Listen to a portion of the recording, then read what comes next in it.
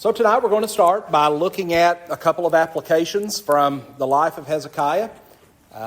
As you know, those of you that have been in the class for a while, at the end of each one of these kings, we try to look at least one application from their life. But we are going to look at two from Hezekiah. And really, it was kind of a struggle for me to narrow down the lessons, the applications that we could take from Hezekiah, because there's so much recorded about him. He accomplished so much good. He was recognized as such a faithful man that there are many, many lessons that we could take from his life. But the first that I want us to acknowledge is the fact that fixing spiritual problems should always be our main priority. You go back to the earliest days of Hezekiah's reign, and we're told that within the first month of his reign, he set out to cleanse the temple, to drive idolatry out of the land, to get the worship of God restored back to its rightful place. He had all of the idols removed, and as time went along, he did a great deal of work in trying to get the people of Judah back into God's favor. For so many years, due to the sinfulness of their leaders, the direction that they had carried them, they had not been in God's favor. But now Hezekiah was going to correct that. And he did during those very early days. Now you may remember, I mentioned as we were going through this study, in those first 30 days in office, so to speak, there would have been many things pulling at his time and pulling at his attention. There were many matters that he could have devoted himself to, but he recognized the most important was fixing those spiritual problems that were plaguing that land. He set that course. He took care of it. And what that shows us is that although in life there may be many fires burning that we need to tend to, there may be many issues going on in life that we're struggling with. But if there are spiritual problems in our life, we need to get those fires put out first. That needs to be the main priority in our life. It's making sure we're right with God. Because when dealing with spiritual problems, folks, there's always a sense of urgency. We always need to put that first. A second application we see is we don't need to underestimate the danger of pride. Last week, you may remember, in the very late years of Hezekiah's life, after he had been given an additional 15 years to live by God, he allowed an incident to take place where he allowed pride to take over.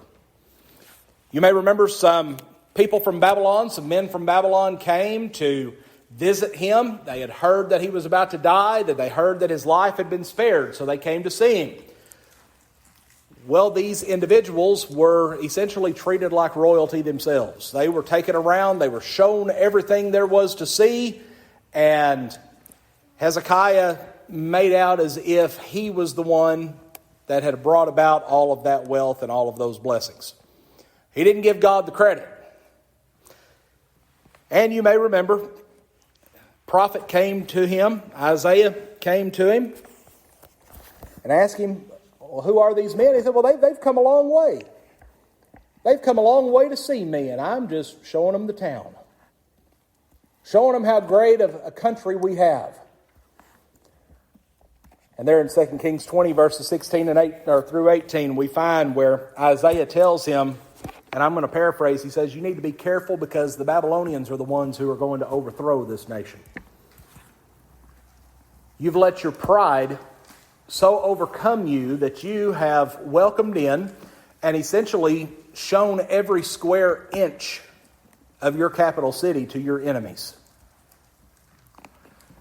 Well, Hezekiah, in this discussion that takes place with Isaiah, Isaiah tells Hezekiah that this was not something that was going to take place within his lifetime. It was something that was going to happen in the future, that it was his sons, his descendants that were going to have to deal with this.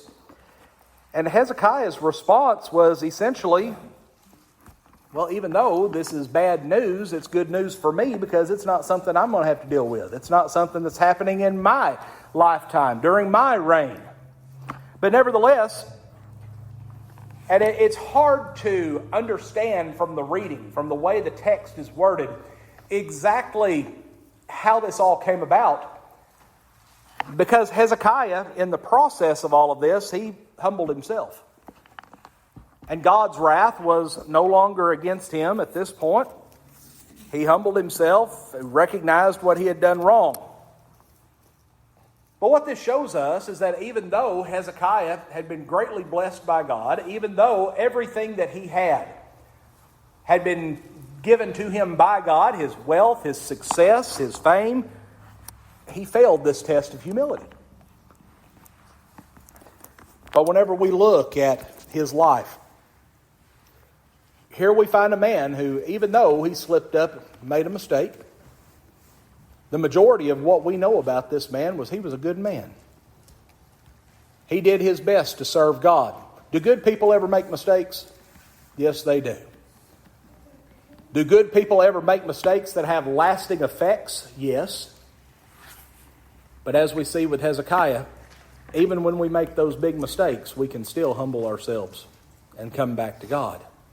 That doesn't mean the consequences are going to be taken away. But we can still humble ourselves and come back to God. There's no sin we commit if we truly repent that God won't forgive us of. That's right. And bring us back into the fold. That's right. If we will truly repent, then God will forgive us of anything.